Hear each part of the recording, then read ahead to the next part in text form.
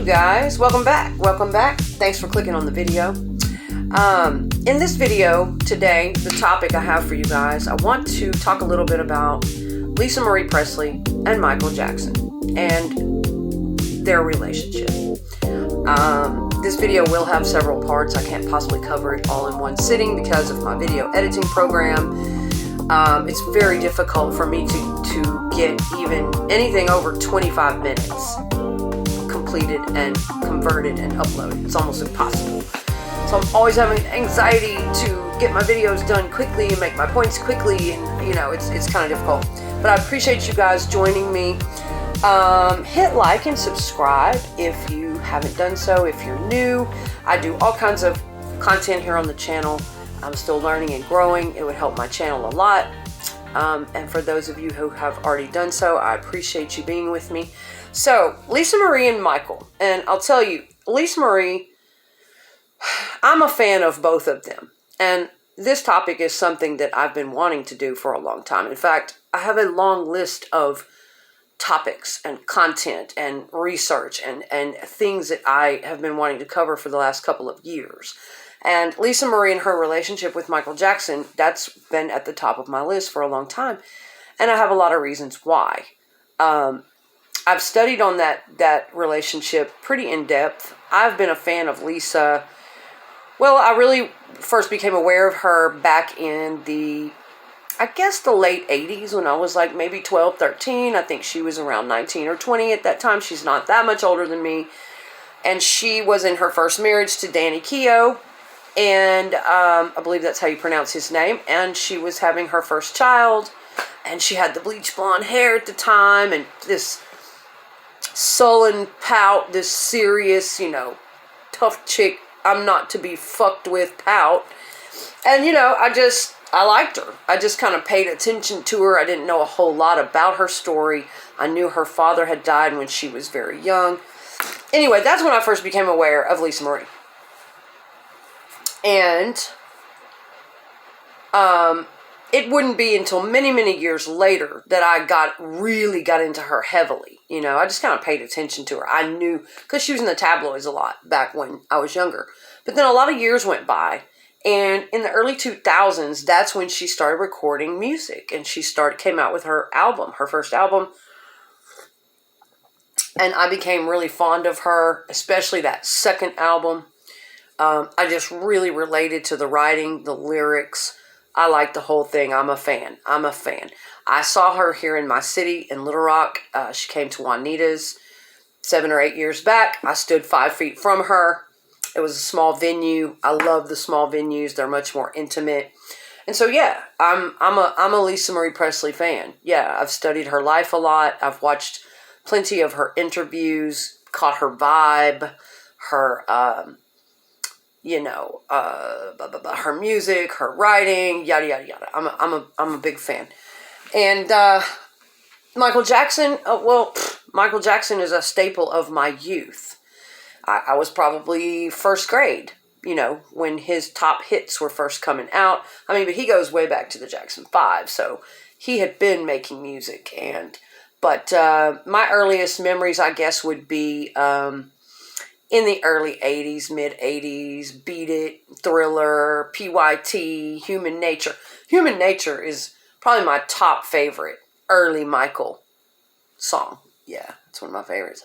Anyway, so I'm a fan. I'm a fan of both of them. I'm not here to bash.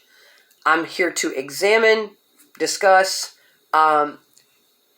important issues and things that I see in relationships and in this world, things I can relate to from personal experience, or, you know, things that I think I can give some perspective on. I'm here for educational and entertainment purposes only, just to examine things, okay? Not here to tell anyone to do anything or dispensing advice or bash anyone, okay? Now, I may have my attitudes and my perspectives from time to time. I am a human being. But that's what's up. So anyway, I'm going to start this, and then, of course, I know I'm going to run out of time in this first part. We'll carry on in a part 2. I'll get to whatever I can get to in this video. Lisa Marie and Michael. Okay, there's a lot going on in this relationship. And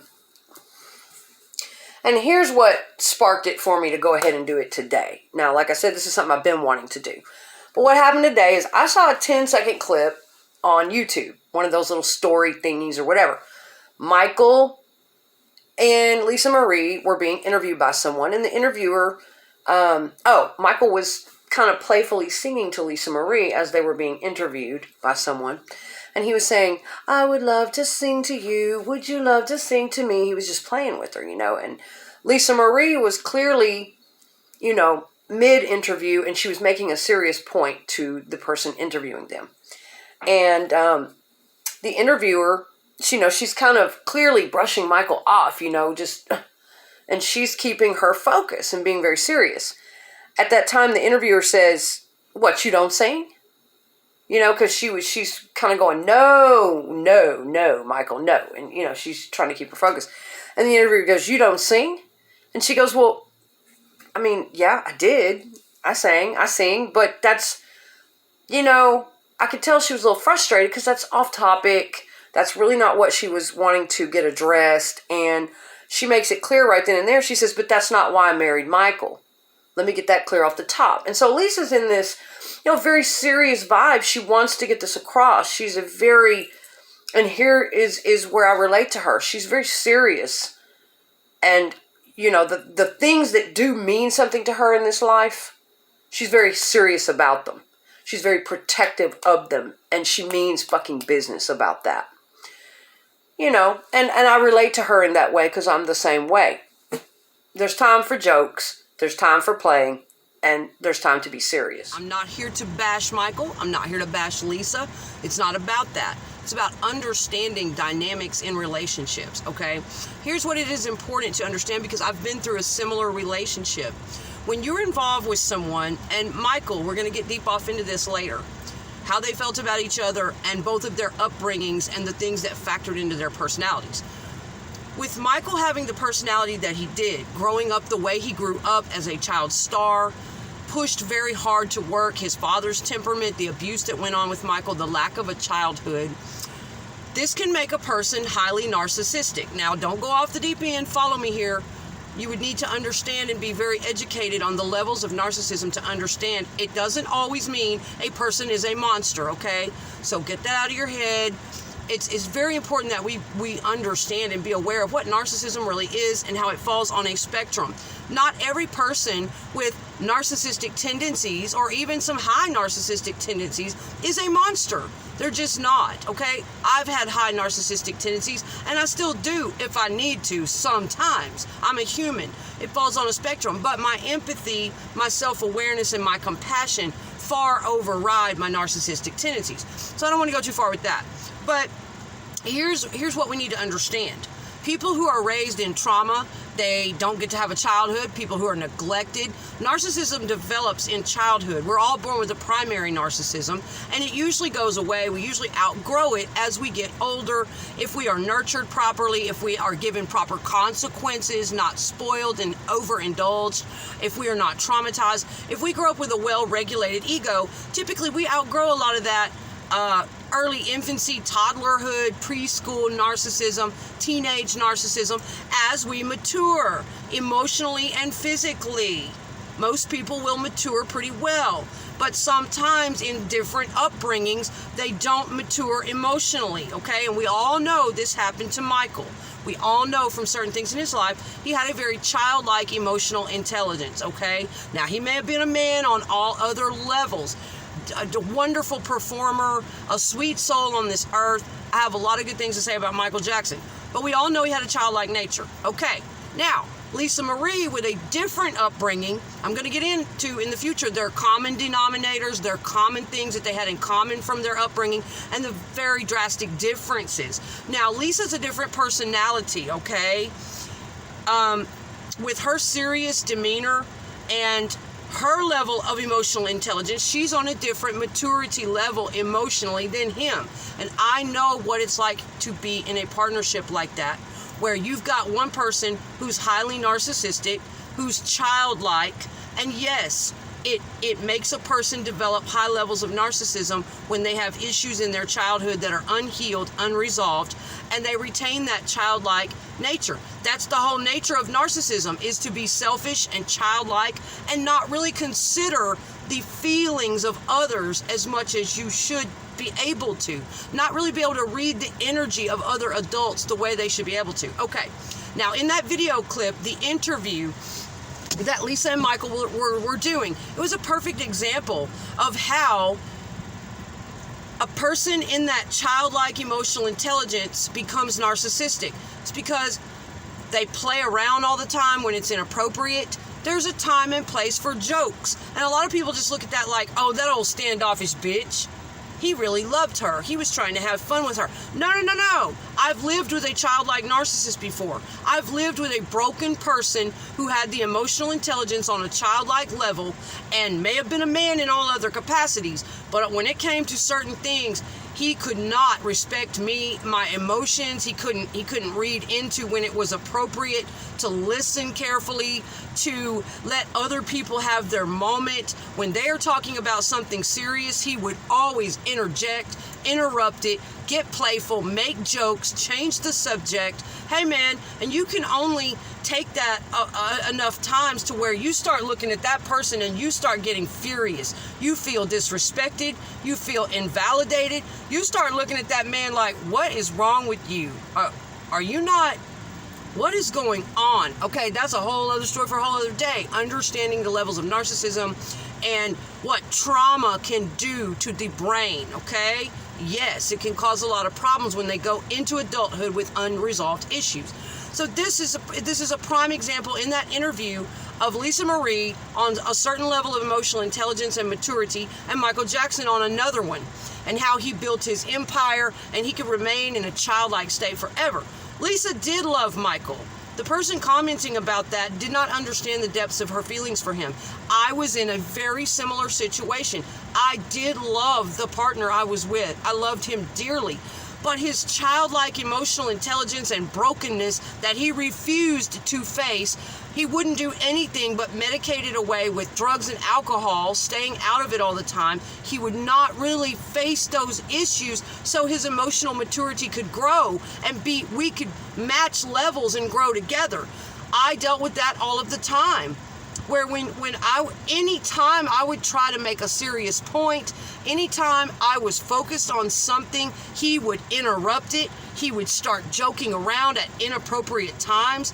That's a trauma response.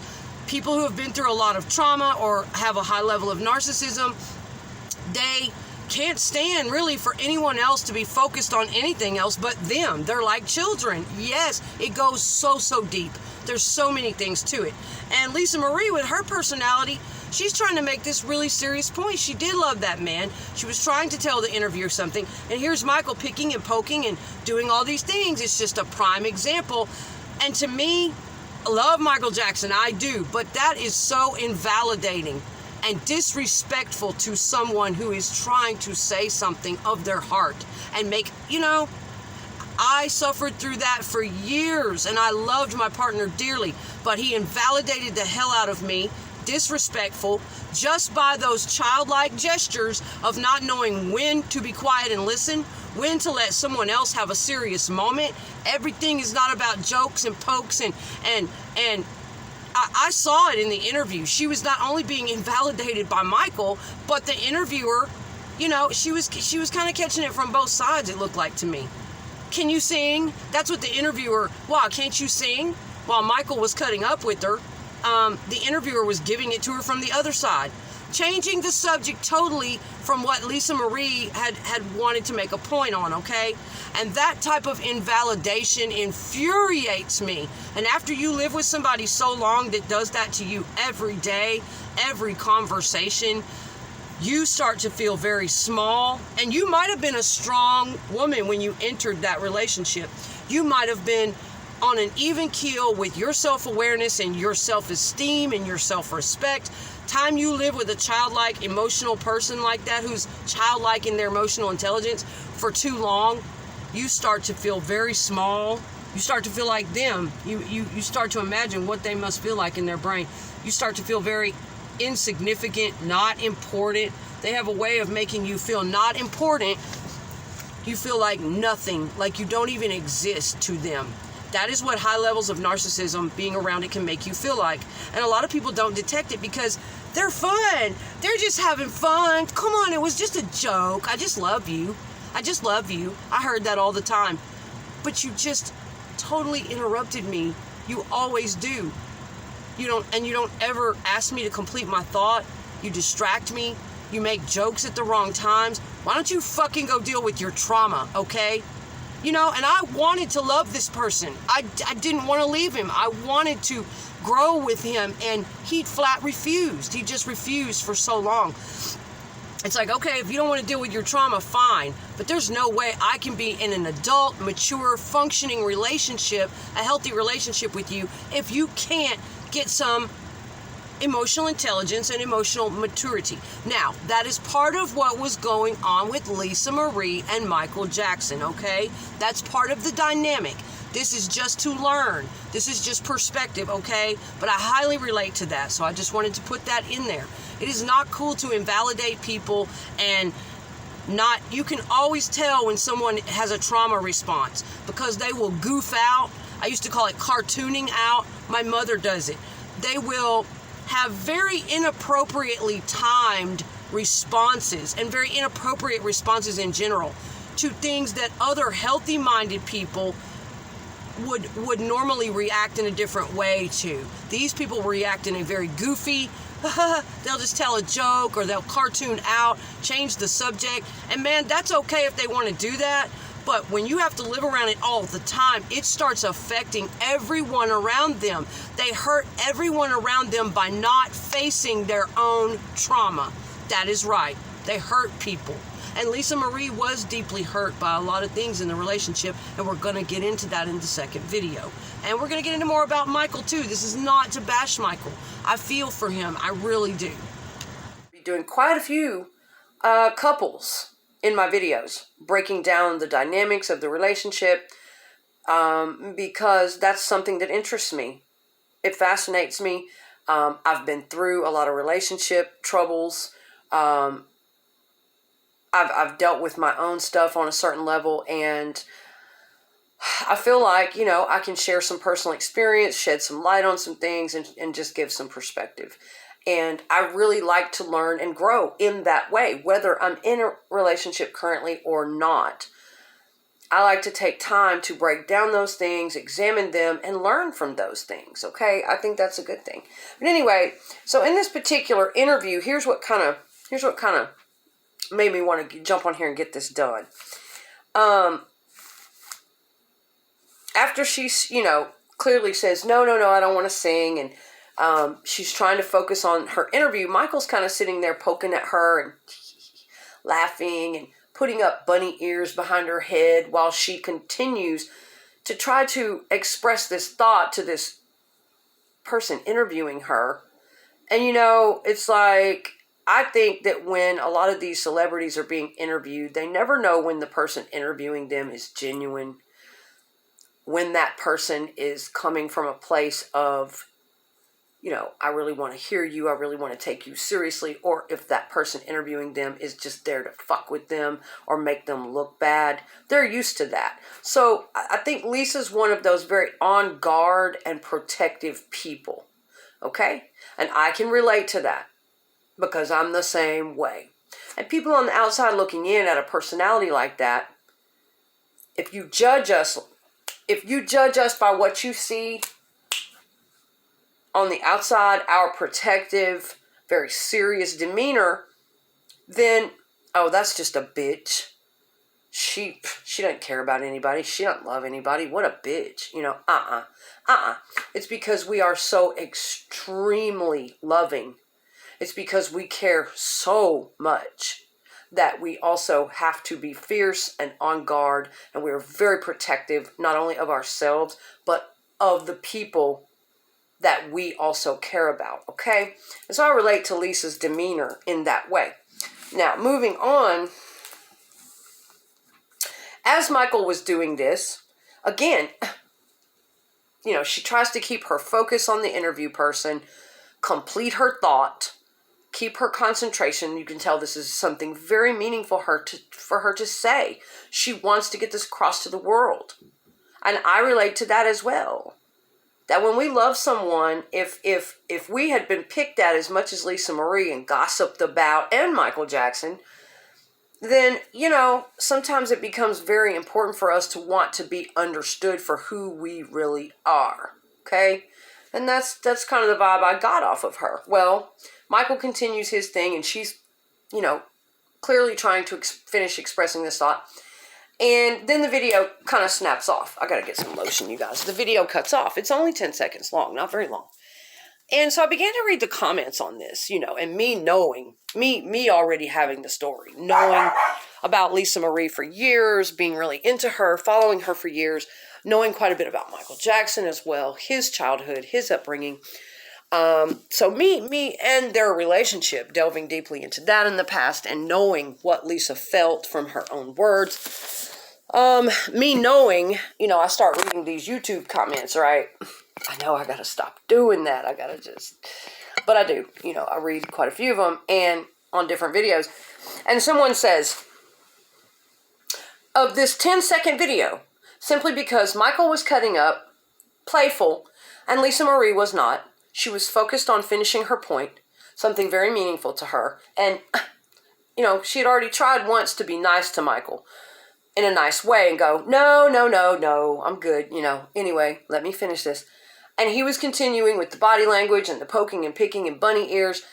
And, you know, finally she didn't get rude or anything, but she just kind of was shrugging him off so she could finish. People were making these comments. One person said, so sad. Michael loved her so much, and clearly she didn't love him. And that was just kind of it for me right there. I was like, okay. Because number one, I know differently. You know, because I've followed Lisa Marie for years. I have, you know, that's been part of my interest, so I have some insight into that. And I just, it does. It really just gets to me when people make instant assumptions like that, because while body language does tell us a lot about people, of course it does, words that are used, body language, how a couple is interacting together, of course, that can tell us a lot about that person or about the couple. Absolutely.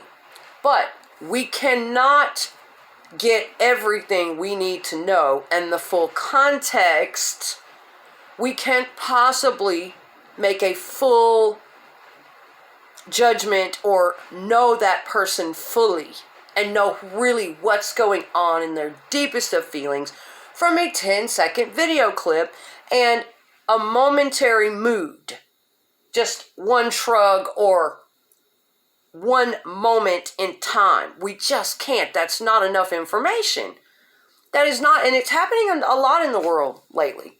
People are making these instant judgments by one mood of a person, one body language, one bad mood, one show of impatience, and then just running away with, that's a narcissist, or, you know, clearly that person doesn't give a damn about anyone, or they don't love so-and-so. It's really just, you know, it's like that. And so, anyway, and I just thought, oh my God, that is so not true.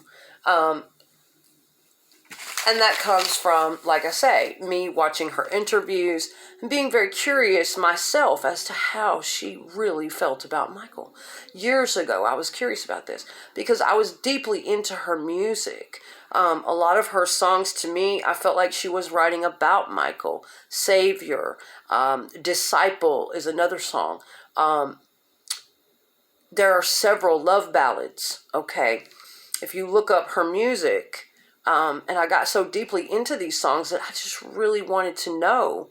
It sounded to me like she did deeply love him, but this was a person she just couldn't save, okay? And we're going to get into that. She talks about that. And I've been there myself. That's why I relate to it so much. I've been there myself. I know that pain. To Lisa because, you know, I was married young. I had kids young. There were things in her I could see in myself, personality-wise. She and I both had addicted fathers, and kind of a no-nonsense seriousness, that personality she has that I mentioned earlier. A type of maturity. Sometimes it's kind of sullen, but she just has a no-nonsense maturity about her. Just something about her. And that attitude, I very much relate to that. And often that attitude can form with kids who came from trauma or loss early in their life. And so can the exact opposite. The attitude of very goofy or fun-loving, even childlike and emotionally immature, like we kind of see on Michael, okay? It all depends on the trauma, the upbringing, and what went on, okay? But those are two different ways. You know, that's kind of how it went for me in my trauma. What I went through in my childhood, it made me form a more serious, more mature, wise beyond my years, a little grown up, really. But that was because of the certain factors that were happening in my childhood that I'll have to get into later on. It was because I was the oldest at home. A lot of responsibility gets put on the oldest at home a lot of times. It was because of a lot of different things. I was being put in very adult situations at a very young age. And just, I'll have to get into it in a future video. But yeah, that kind of shaped my personality. Whereas, you know, and there was a lot of violent and horrific abuse going on in the home. And that can make a kid really sullen or really, really serious, wise beyond their years attitude too. It just really depends. Now, I don't think all of that was going on in Lisa's childhood. She did lose her father. That was her trauma. She was the one that found her father's dead body and called for help, called to Elvis's then girlfriend, Ginger. Lisa was 9 years old at the time, and I can only imagine. I can't even imagine being that young and finding your father that you love so much, finding his dead body. That would be a hell of a trauma to suffer through and to get through in the years after that and to come to terms with. But after that, I believe, you know, Priscilla went on. She took care of Lisa as Lisa grew up. I believe that Priscilla said she wanted Lisa to be as normal as possible, not spoil her to death, not treat her like, you know, Miss Pampered Princess like Elvis did. But all in all, as the only child of Elvis Presley, you know, Lisa Marie had it, you know, she was well taken care of, okay? But her mom was like that. Priscilla had a very level head. She wanted what was best for Lisa. And so, but, you know, these are the different factors. I'm kind of going to break down a look at Lisa's childhood and then a look at Michael's childhood, and we'll go on from there. So that was the trauma in Lisa's life, but she was an only child. She didn't have, you know, older siblings to compete with, younger siblings. She didn't have any of that going on. She was the only child for many, many years until 1987, when her mother gave birth to her half-brother. So Priscilla remarried for a while, and she gave birth to, I'm not sure how to pronounce it, Navaron. She gave birth to a boy, and so Lisa Marie gained a brother in 1987. So she was 9 years old when her father passed away in 1977. So 87, that's 10 years later. So by the time the brother came along, Lisa Marie was 19 years old, 19, 20 years old, getting married and starting to have her own family. So you can pretty much say all of her childhood, she was an only child. So that was her life. You know, she did find her father. That was very traumatic for her. I don't know, you know, there may have been other things between finding her father and the rest of the years growing up. Not anything that I'm aware of. You know, I don't think that there were beatings or physical violence going on for Lisa like we've heard about Michael and his family. But that's that. So then we flip it over and look at Michael's childhood. Okay. Michael had 6 older siblings and 2 younger. So he's kind of right there in the middle child area, closer to the younger ones. And we all know Michael was performing from a very young age, wonderfully talented, beautiful, shining soul of a kid, beautiful voice, and they worked his ass off. We know that his father had a bad temper, and we know of the rumors of physical violence and beatings, pushing him really hard, pushing all of the children to work really, really hard. And that was Michael's childhood. So that can make a difference. Thanks, you guys, for tuning in for this one. And this one is a little bit short. I didn't get to really delve into the things I wanted to, but I'm right on a second one this week. I'm going to be getting it up. And I'm going to delve more deeply into their relationship, what was actually going on, how Lisa actually felt. Her Oprah interviews after Michael passed, they were very in detail, in depth, emotional, informative. She gave us a lot of insight into how she really felt about Michael from beginning to end, all the things that were going on. I'm going to be delving into his perspective. I've listened to a lot of his interviews. Like I say, I've done deep dives on this relationship and both of them in the past because I'm a huge fan of both. And so I'm going to get that video up just as soon as possible. I'm trying to get better about including photos in my videos, going on to different websites and collecting photographs when it's permissible. Perhaps photographs that, aren't that easy to find, people haven't really seen before, so that I can include some interesting things in the video for you guys. So tune in for the second part of this if you are a fan of Lisa Marie Presley or Michael Jackson. And I'm going to get deeper into that relationship because there's some things about it, like I said before, that I really, really relate to. Oh my God. And I just think it's important and interesting perspective to share. So like and subscribe if you guys haven't already done so. It'll help my channel to keep growing. And I really appreciate you being here with me. Thank you.